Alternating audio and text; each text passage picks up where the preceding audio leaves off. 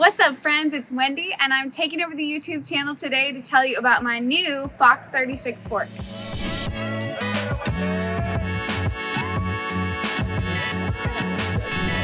So I've been mountain biking now a little bit over a year, and Josh actually helped me to find the perfect starter bike. I have this Fuel EX7, and it's a 2016, and it has been the perfect bike for me to begin with. And it's held up pretty well, but anytime I've got the opportunity to just try a friend's bike, or I got to ride a Trek session this summer, a Trek Slash, and I really found that yes, while I could make this bike work for what I needed, some of those other bikes really just made jumping easier, or they made that downhill course feel like nothing compared to this bike. One of the areas I feel a little underbiked right now is definitely my fork. I currently have a RockShox Revelation. It is 130 mils of travel, and it's about a 5-year-old fork. So naturally, it has been starting to show some of the wear, and I've had a few issues just the last few weeks. That brings me to the new fork, which I just got, the Fox 36 Rhythm, that we're really looking forward to installing and letting you know how it feels.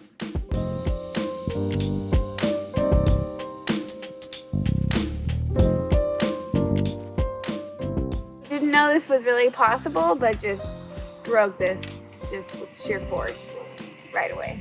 Wouldn't be the first time. I immediately break something when Josh trusts me to work on it.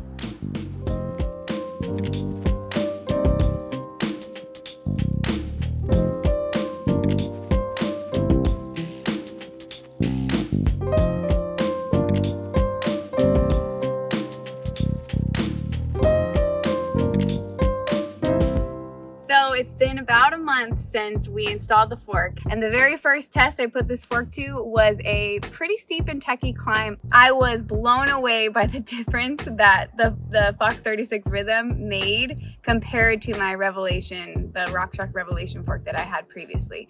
I felt like my old fork, yeah, it could get me up if I had the power to do it, but it wasn't giving me any help. Whereas I feel like this Fox 36 just wanted to do it. It wanted to roll over things, it wanted to pump up on things, and I felt like I could get up and over features with a lot less effort from me and more effort from the bike, which I feel like is the best case scenario in my opinion. So same trail coming back down, there was a lot of flat berms, steep, a couple technical features, a few squeezes, and I felt pretty confident on my Revelation fork with those descents, but I think just with that extra travel and that slacker head tube angle, I felt more confident on those descents, especially those rocky, chunky ones, which that's all you're gonna get in the desert. So just got out to some dirt jumps today, so I feel like we really haven't been able to test this fork as it deserves out with jumping, especially since I've been out of jumping for a little bit now. We haven't been around that many nice bike parks or nice dirt jumps. So I'm really looking forward to testing it out more. I'll share more about that in the comments later on when we do get to some trails. Right now, I feel like I can't really say a huge difference. I do feel like I'm coming up that lip a little bit differently, but I can't exactly pinpoint why that is, what that makes a difference with this new fork.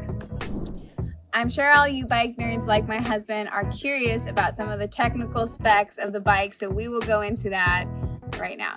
So the fork has sweep compression adjustment. I've pretty much been riding fully in the open position, but you can firm it up all the way around. I haven't messed with that too much about just kind of trying it out in different compression settings, but it is nice how easy that is.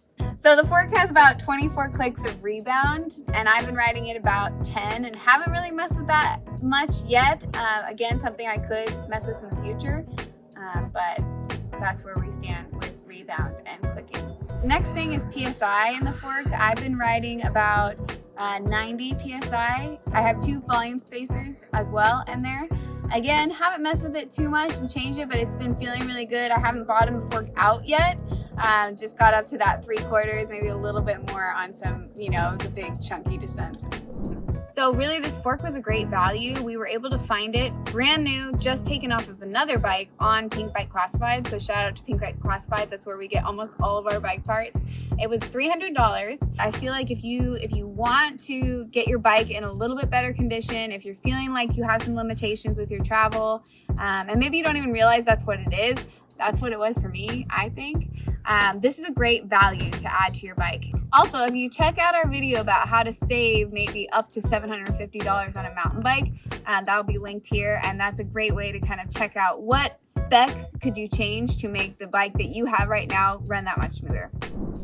Overall, I'm super stoked about this fork. It's been perfect for what I've needed in between waiting on my Slash to come in. That's on back order right now. That has 180 mils of travel, so I am really looking forward to getting on something like that and maybe comparing that again for you guys. But for now, you know, this is really something if you feel like maybe you have progressed to the next level, you like the descending, you like the climbing, and you don't even have to like the climbing. I'm just saying, for me, that made the climbing a lot easier. But I really do think that could be the right next choice for you to just really get forked up, if you know what I mean. Over fork, it's a really good alternative if you maybe can't fork over the cash for a brand new frame, setup, the whole thing, but just want a little bit more capacity going down those chunky descents and really getting yourself up and over with no problem. So thanks for stopping by, for watching the video. Let me know in the comments if you have any questions about the fork or anything you want to know that maybe I didn't answer and I can think about and put to words a little bit better. We're even hoping to get maybe a similar fork or swap this one out later on one of Josh's frames. So stay tuned for that. Give us a like and subscribe, and after you do, get on your bike and get out on the trails, and we'll see you out there.